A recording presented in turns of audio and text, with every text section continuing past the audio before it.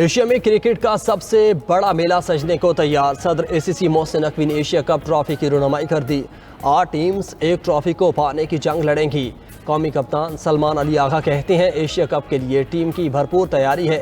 Indian कप्तान का कहना था कि इवेंट में एशिया की बेहतरीन टीम शामिल है। एशिया कप के पहले मैच में अफगानिस्तान और हांगकांग का आमना सामना होगा। T20 मैच शाम 7:30 बजे अबू धाबी में खेला जाएगा। पाकिस्तानी टीम का पहला मैच 12 सितंबर को ओमान के खिलाफ शेड्यूल। पाक भारत टाकरा 14 सितंबर को होगा।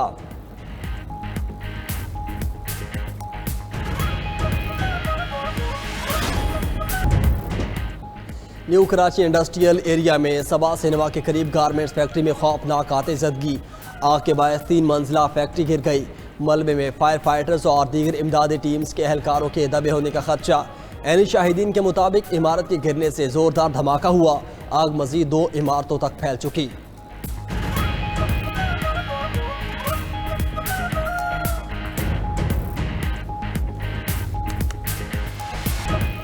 मुल्तान के करीब दरिया चनाब में इंतहाई ऊंचे दर्जे का सैलाब। शहर को बचाने के लिए शेरशाह बंद तोड़ने का फैसला। शेरशाह बस्ती समेत मुतादिद आबादियां डूबने का खदशा। मौजाजात समेत 12 किलोमीटर तक का इलाका ज़ेर आब आएगा। 8000 घर और 30,000 से ज्यादा आबादी मुतासिर होगी। शुजाबाद और जलालपुर पीरवाला में बदस्तूर एमरजेंसी नाफिज रात से जारी रेस्क्यू ऑपरेशन के जरिए शहरियों का इनखिला। अकबर फ्लड बंद और शेरशाह फ्लड बंद पर पानी मुसलसल बढ़ रहा है। पानी के दबाव के बायस 2 मकामी बंद टूट गए। 60 बस्तियां ज़ेर-ए-आब। मुतादिद देहात का शहर से ज़मीनी राबता मुनक़ता। शेरशाह रोड पर दरिया चनाब का पुल ट्रैफिक के लिए बंद कर दिया गया। जलालपुर पीरवाला में 4 अफराद डूब गए। एक की लाश मिल गई, दूसरे को बचा लिया गया। 2 लापता अफराद की तलाश जारी। उधर बहावलपुर में दरिया सतलुज में ऊंचे दर्जे का सैलाब। चक केबल में सैलाबी पानी बस्तियों में दाखिल। कई खानदानों को मुंतकिल कर दिया गया।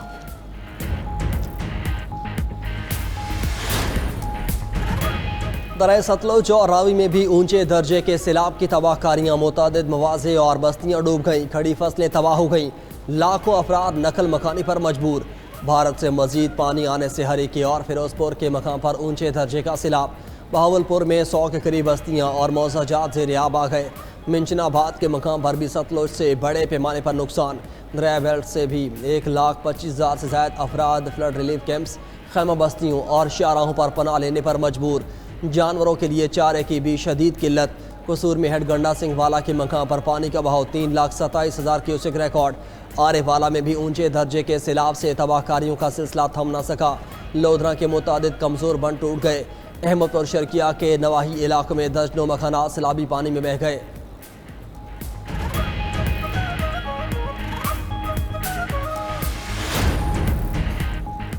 पंजाब के बाद सैलाबी रैलों ने सिंध का रुख कर लिया। दरियाई सिंध में आज इंतहाई ऊंचे दर्जे के सैलाब का इम्कान। सादिकाबाद के करीब 7,81,000 क्यूसेक का सैलाबी रैला। कच्चे में लोगों को रेस्क्यू करने का सिलसिला जारी। दरियाई सिंध गुड्डू बैराज के मुकाम पर पानी की सतह में इजाफा। 4,43,000 क्यूसेक रिकॉर्ड। गुड्डू बैराज से आज बड़ा सैलाबी रैला गुजरने का इम्कान। 24 घंटे में पानी की सतह मजीद बुलंद होने का खदशा। कश्मीर के कच्चे के इलाके खतरे की जद में हैं। सीनियर वजीर सिंध शर्जील मेमन कहते हैं दरियाओं में पानी की सूरत हाल अभी तक गैर मामूली है। सिंध हुकूमत ने बर वक्त इकदाम कर रखे हैं। तमाम मुतल्लिका इदारे अलर्ट हैं।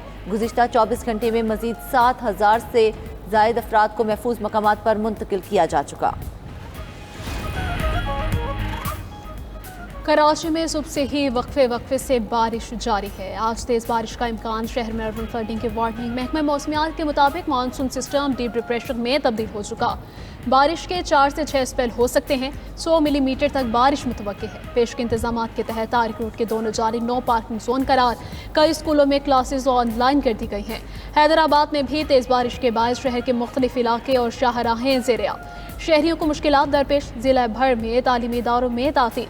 सहवन और गिरदनवा में भी बादल खुलकर बरसे। केरथर के पहाड़ी इलाकों में मूसलाधार बारिश से नदी नालों में तोग़यानी। मीरपुर खास, सांगड़, ठट्टा और दीगर शहरों में भी बारिश हुई। गुज़श्ता रोज़ फैसलाबाद में शदीद बारिश से 30 साला रिकॉर्ड तोड़ गया। 24 घंटे में मजमूई तौर पर 320 मिलीमीटर बारिश रिकॉर्ड हुई।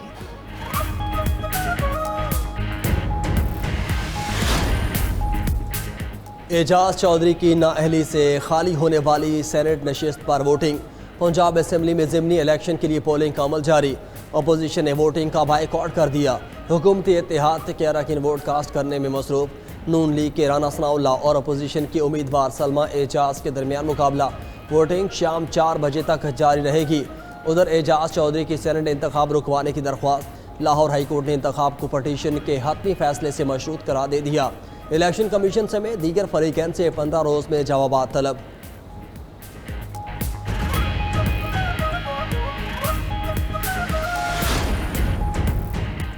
नून लीगी उम्मीदवार राना सनाउल्लाह ने अपोजिशन का रवैया गैर जमहूरी और गैर सियासी करार दे दिया। मीडिया से गुफ्तगू में बोले, अपोजिशन के अरकान असेंबली ने फ़ोन करके वोट देने की पेशकश की मगर उन्होंने मना किया। अपोजिशन के पास राह फरार इख्तियार करने के अलावा कोई रास्ता नहीं था। तहरीक इंसाफ का सियासी मुस्तकबिल ख़त्म हो चुका। अवाम PTI को पहचान चुके हैं। इस पार्टी ने नौजवानों को गालम गलोच की सियासत सिखाई। बानी PTI की अंधी तकलीद में ये लोग मुल्क में अफरा तफरी और अनारकी फैलाना चाहते हैं।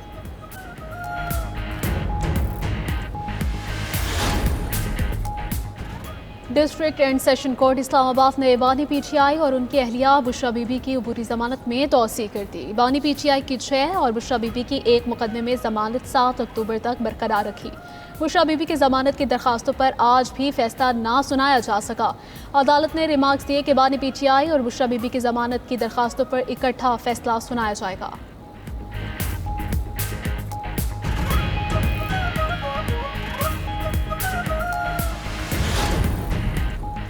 अक़वाम मुत्तहिदा की जनरल असम्बली का अहम तरीन इजलास आज से न्यूयॉर्क में शुरू होगा। कई ममालिक फ़लस्तीनी रियासत को तस्लीम करने का बाज़ाब्ता ऐलान करेंगे। अमरीका का दोगलापन फिर बेनकाब। फ़लस्तीनी वफ़द को UN जनरल असम्बली इजलास में शिरकत के लिए वीज़ा देने से इनकार कर दिया। तारीख में पहली बार कोई भी फ़लस्तीनी एहलकार UN इवेंट में शिरकत नहीं कर सकेगा। वीज़े से इनकार के बाद UN कॉन्फ्रेंस न्यूयॉर्क के बजाय जिनीवा में मुनाकिद कराने के मुतालबात आने लगे। इस हवाले से फैसला भी इजलास में मुतवक्के है।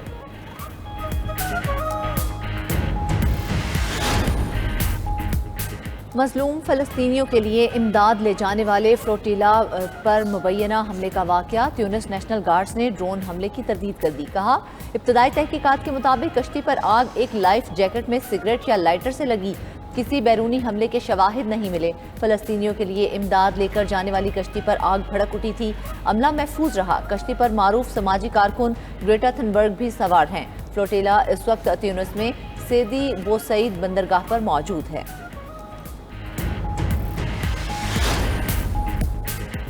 इसराइल ने गजा सिटी में भी ज़मीनी फ़ौज उतार दी। गजा के लोग फौरी तौर पर निकल जाएं। इसराइली वज़ीर आज़म नेतन्याहू की धमकियाँ। कहा, गजा में बड़े ज़मीनी ऑपरेशन की शुरुआत कर रहे हैं। फ़ज़ाई हमले मज़ीद तेज़ करेंगे। तमाम बुलंद इमारतों को तबाह कर देंगे। इसराइली फोर्सेस के गजा में वहशियाना हमले जारी। 12 घंटे में 52 अफराद शहीद। हमास की जवाबी कार्रवाई में शुमाली गजा में 4 इसराइली फौजी हलाक। अरब मीडिया के मुताबिक टैंक के नीचे धमाका खेज मवाद फटने से इसराइली फौजी हलाक हुए। दूसरी तरफ स्पेन ने इसराइल पर हथियारों की पाबंदियों का ऐलान कर दिया। वज़ीर आज़म स्पेन ने गजा में नस्लकुशी रोकने के लिए इसराइल के खिलाफ 9 इक़दामात का ऐलान किया। ब्रसेल्स में 1 लाख से ज़ायद अफराद का फ़लस्तीनियों की हिमायत में एहतजाजी मुजाहिरा।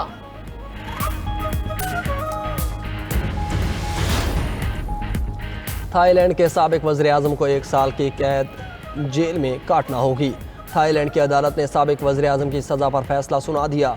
अदालत ने फैसला दिया, साबिक वज़ीर आज़म ने सज़ा दुरुस्त तरीके से नहीं काटी। साबिक वज़ीर आज़म का सज़ा के दौरान अस्पताल में क़याम गैर कानूनी था। साबिक थाई वज़ीर आज़म थॉकसन शिनवात्रा को बदउनवानी पर 8 साल कैद की सज़ा हुई थी।